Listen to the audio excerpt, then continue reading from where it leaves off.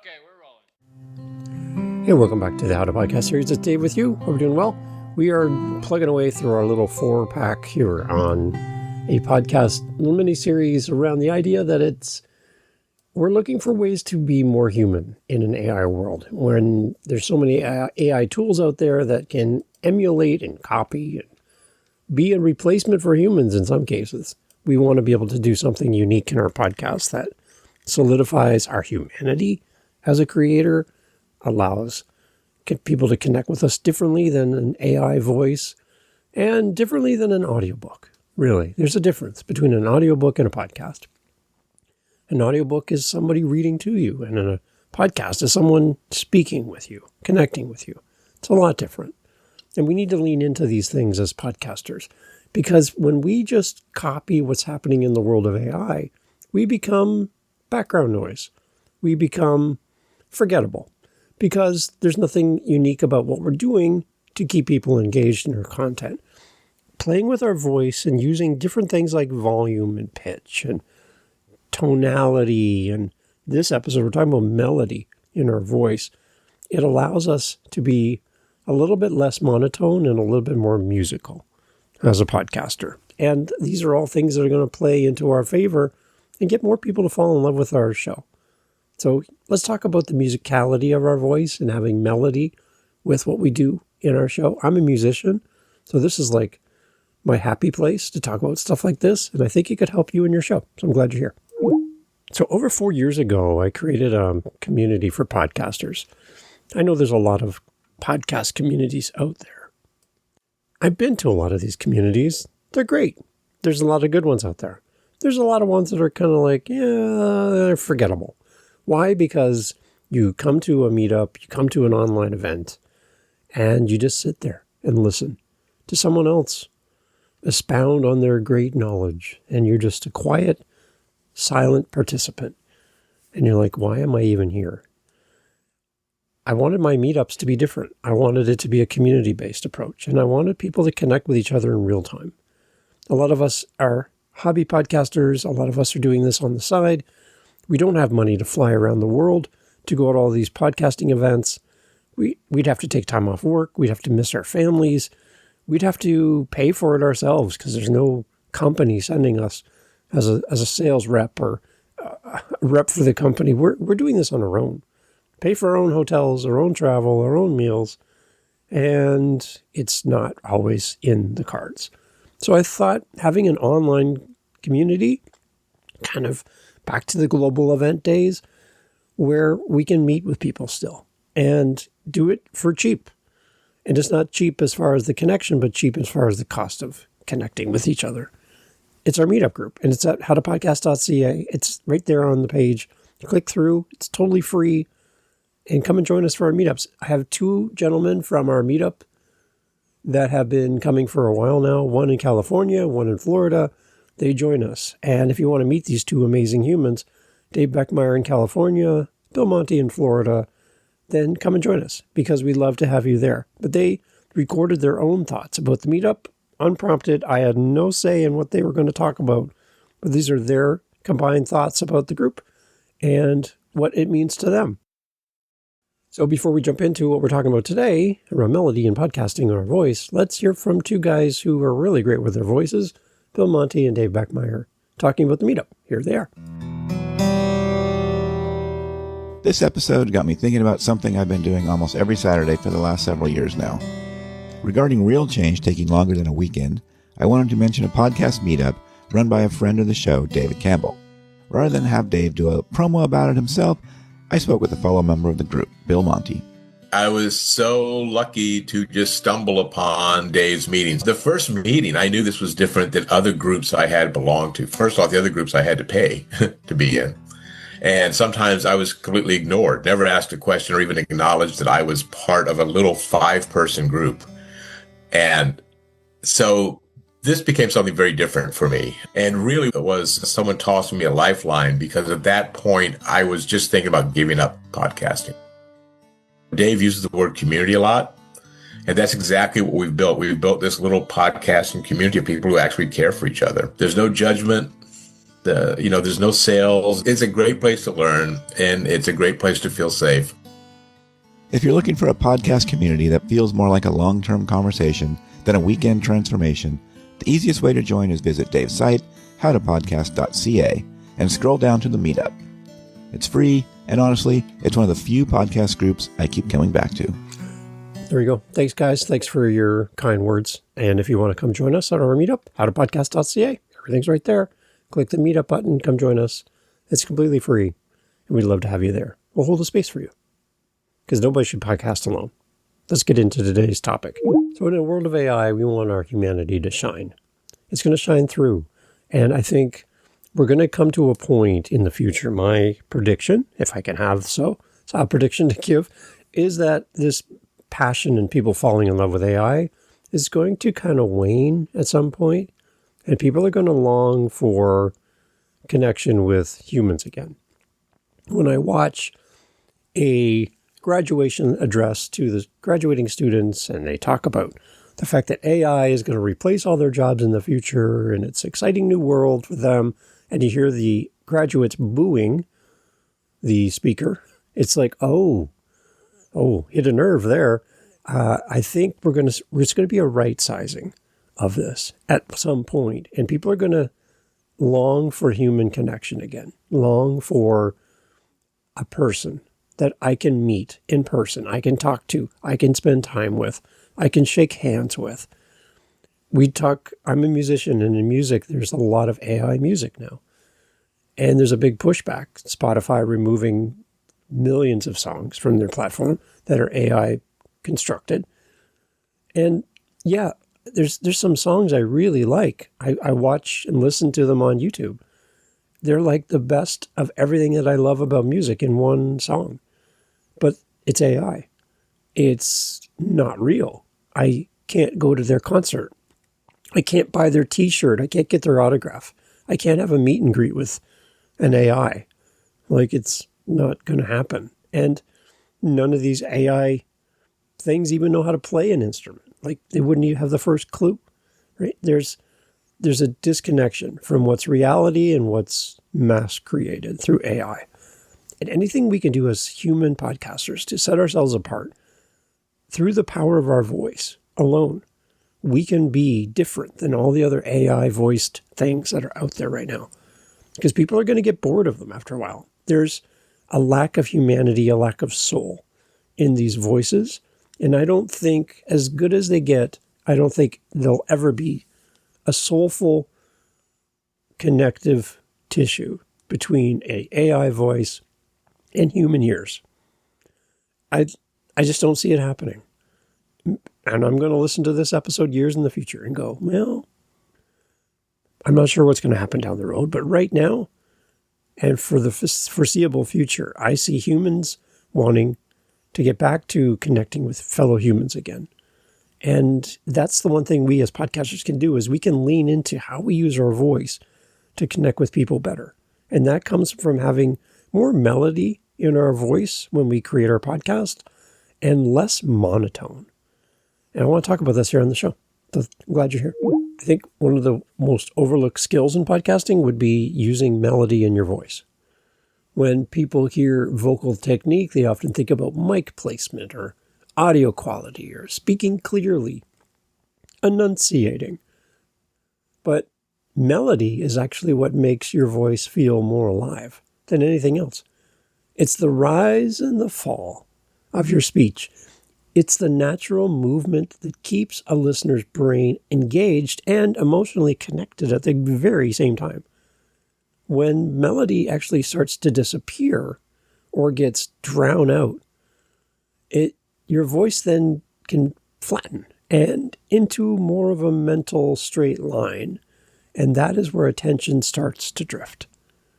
For podcasters, I think melody is is more than just sounding like theatrical with your voice. It's about sounding human, present, and intentional with what you're doing on the mic. What monotone really is. We talk about monotone all the time. What is this? Monotone is not simply a low-pitched voice with lack of variety. It's a lack of pitch variation That's what makes a monotone voice. And it also sometimes equates itself with reading as well.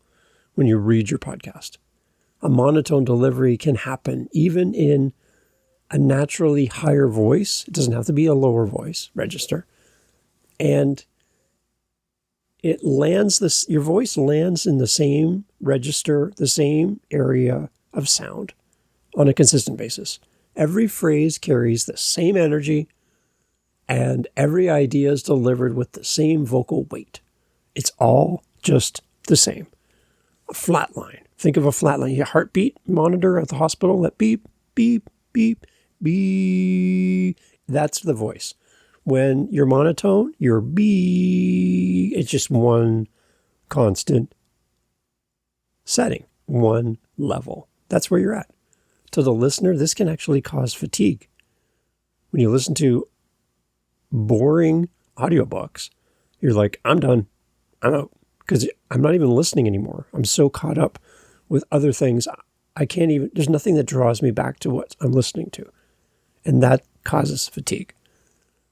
Your brain has to do all the extra work to find meaning when there's no meaning in the words being said and how it's being portrayed to us as a listener. Think of your pitch variation as one of your tools in your toolbox of a podcaster to make your meaning have more clarity for your podcast listener. A podcast is an audio-only medium for some people, but even in a video podcast, your voice melody matters, not just in audio. Your voice has to do some of the work that your facial expressions don't do in a completely audio format. Your hands moving and your engagement with the mic, all of these things. My hands are moving right now. As I'm speaking, I'm kind of doing it as if I was speaking in front of an audience. I'm using my hands. I just moved my right hand. Now I'm moving my left hand. I'm pointing. I'm thinking. I'm lifting up my hands. I'm putting my hands down. I'm thinking and speaking with my hands, even though you can't see me right now. And that translates through the microphone. As a singer and as a musician, we do these things. We use our hands. We move.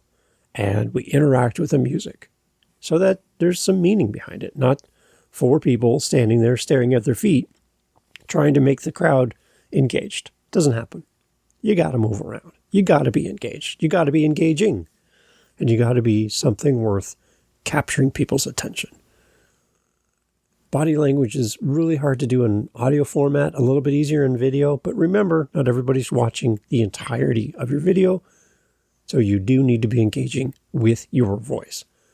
If you're going to podcast video first and then you're going to release the audio after, then you really need to be conscious of your voice and how you're using your voice, because there will be an audio component to your podcast that will not have the video elements that will keep people focused on what you're doing visually. So even if you're doing video, you should be thinking about how am I using my voice to add some melody to what's coming out from my audience.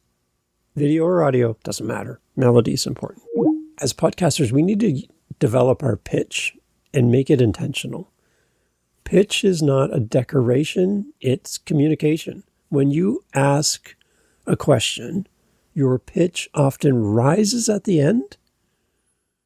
This upward inflection helps signal curiosity, uncertainty, a question. When you rise with your voice like that, even an openness. It tells the listener, stay with me, something is coming. It's like an open loop. When you start to rise with your voice at the end of your sentence, when you go up and then you don't go down, you keep going up, it implies that there's something coming. There's something coming next.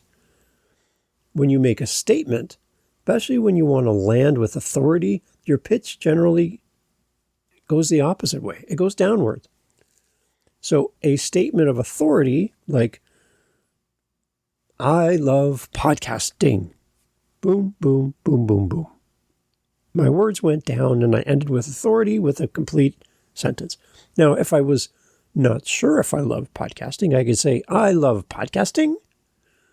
And that rise implies to the listener who can't see you or is not looking at the screen in that moment that you're not sure, or it's open-ended, it's open for debate. So if you're speaking with authority, you're going to lower your tone at the end of your sentences instead of going up. And when you always go up or you always go down, then it's really hard for the audience to decipher what you believe and what you're talking about. What are you holding true to? I can't tell.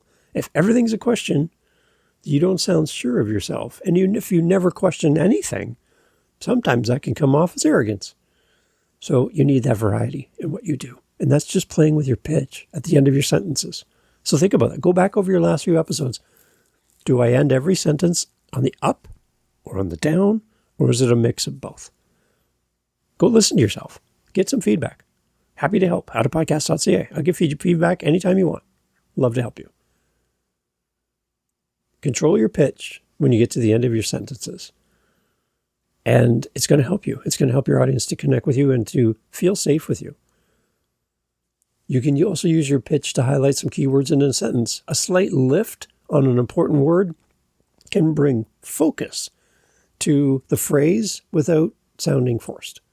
So, for example, instead of saying every part of a sentence with equal emphasis, you let one word carry the emotional and informational center of what you're saying. It's the key element of what you just said. This gives your listener a clear path through the thought. They're with you. Vocal melody replaces body language in audio podcasts when I can't see you, and video podcasts when I'm not looking at the screen. Vocal melody is your replacement for your body language that we would use in person. Throughout the global pandemic, when we were all online doing Zoom calls, a lot of the time we were off camera and we were speaking and nobody could see us. There was a Clubhouse, which is still available, by the way, but Clubhouse was an audio platform when you could get on stage and talk about topics throughout the pandemic. Very important thing. It was really big back then. But nobody could see you. It wasn't a video platform. It was audio only. We could see your image on the screen, but we couldn't see your hands. We couldn't see what you were doing. And you had to use your voice to explain what you're talking about and to bring the passion behind your main point. There was no hand gestures. There was no body language.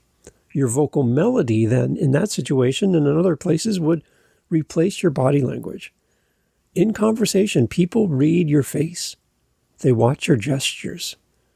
They look at your posture. They make judgments about what you're saying and who you are by looking at what you're demonstrating to them. And in podcasting, they usually do not have that luxury to see and have that as part of their reference point for what you're saying in your podcast. Again, even in video, they might not be watching the screen. That means your voice becomes the primary carrier of all of the emotion behind what you do, the intent behind your words, and your pacing. Your melody tells the listener whether you're excited, if you're reflective, if you're serious, you're playful, you're concerned, you're persuasive. It's how your audience sees your mood through what they hear. And this really matters, especially for solo podcasters. Without another voice in the room, it's easy to fall into that flat delivery because you're reading from a script or you're thinking through the next point. Melody is the one thing that will help your show to feel and sound like someone's talking at the audience instead of with them. You need to lean into your melody. A strong vocal melody also helps to create presence, and it speaks your ideas, and it helps people to feel what you're feeling through the words that you're saying. We need to avoid fake sing-song delivery, though, when we talk about melody as a podcaster, when we use our voice.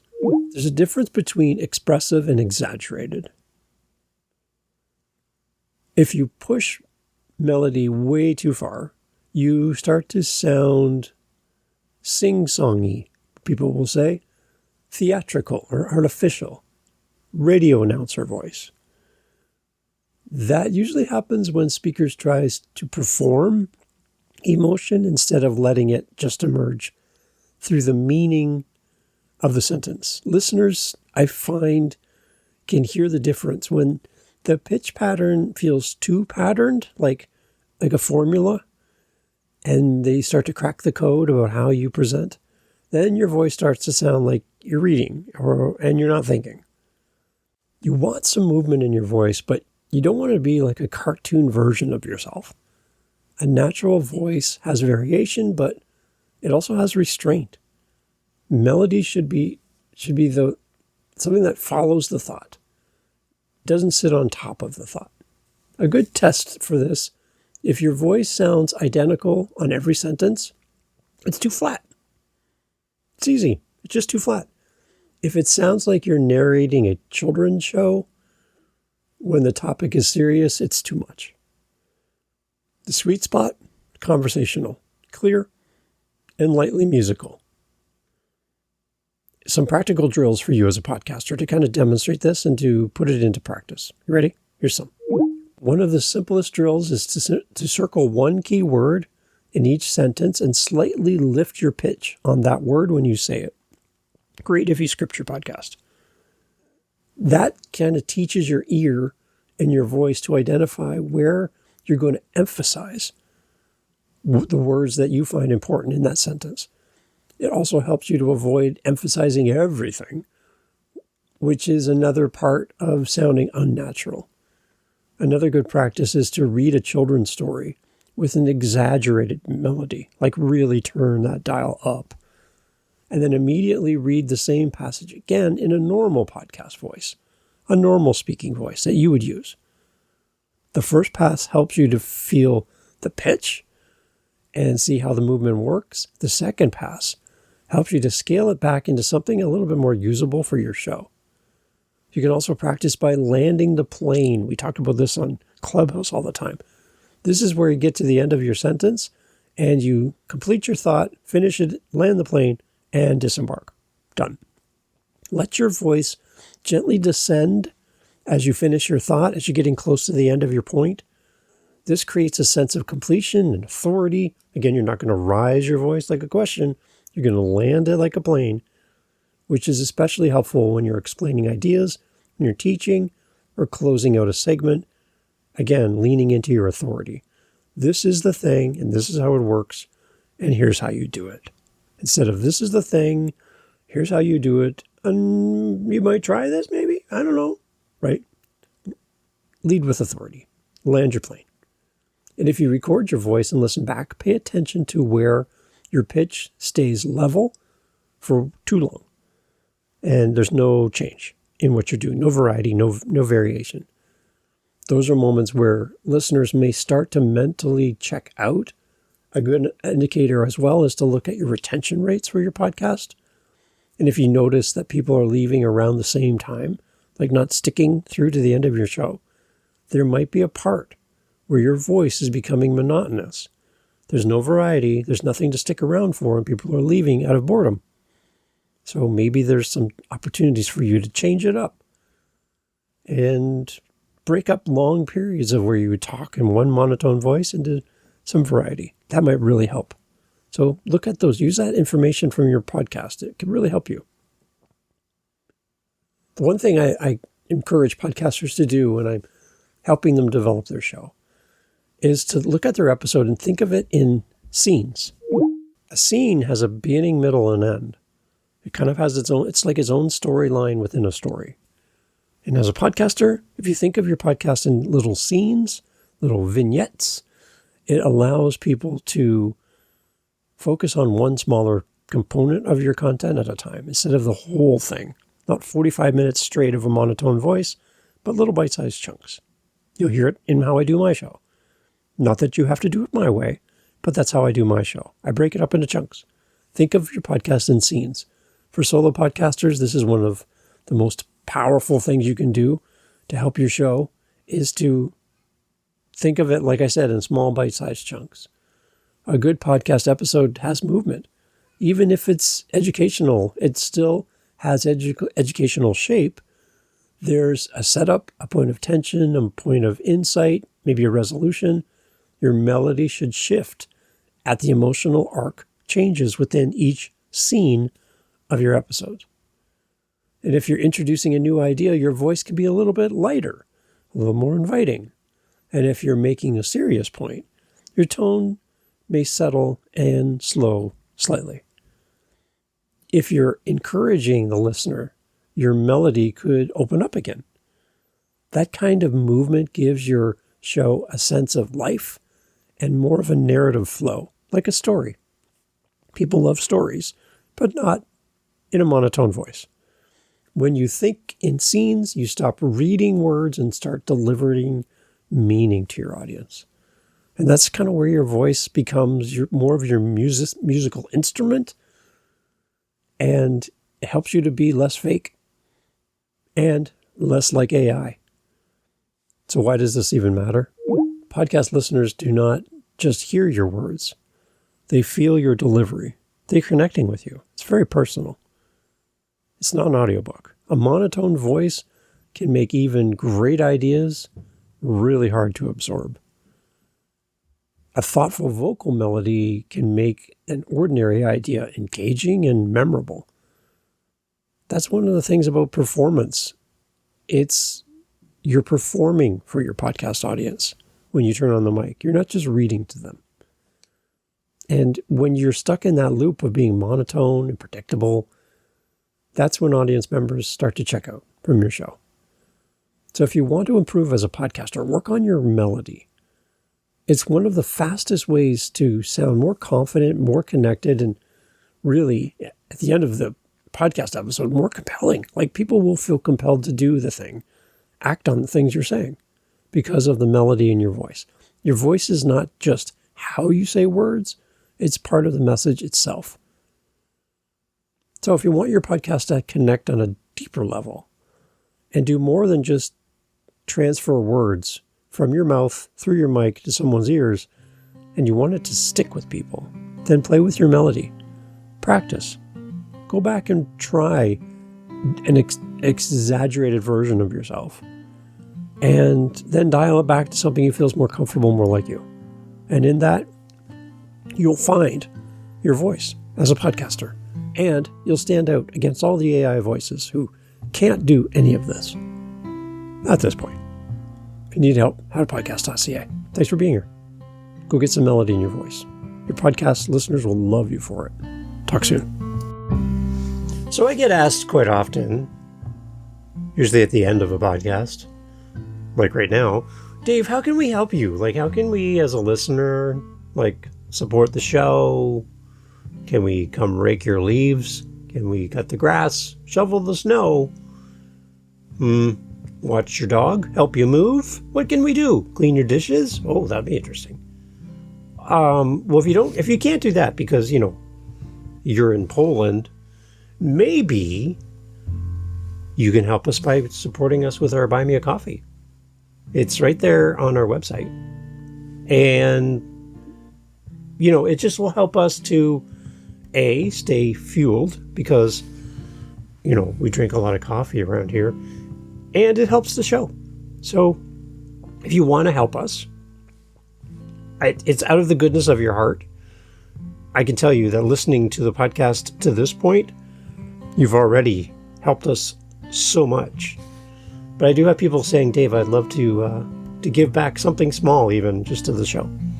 Buy Me a Coffee link is on our website at howtopodcast.ca. And you can support the show that way. It would mean a lot to have you on our team supporting what we do here. If you find value in the show, then that's great.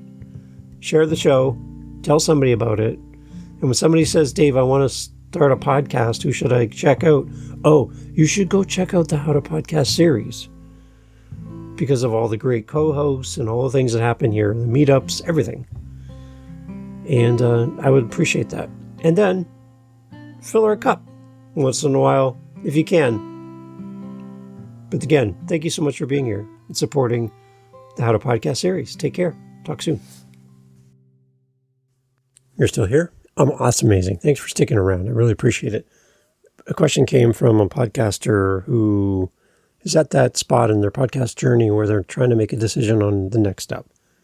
And they asked me, when is it the right time to make a transition from being a solo creator doing everything, from beginning, middle, and end, editing, recording, promoting, getting the guests, building the website, doing the social platforms. When is it time to move from doing it all myself to reaching out and finding someone to help me? A podcast editor, podcast support person, somebody in my corner to assist me in my show. And my response to them was, well, first of all, that's all the things I love doing, by the way. So let me know. I do have another show called the Podcast Editing and Support Show where we talk about this stuff. So there's all that. But I told them, like, you basically need to come to the point where you decide where are your resources best spent.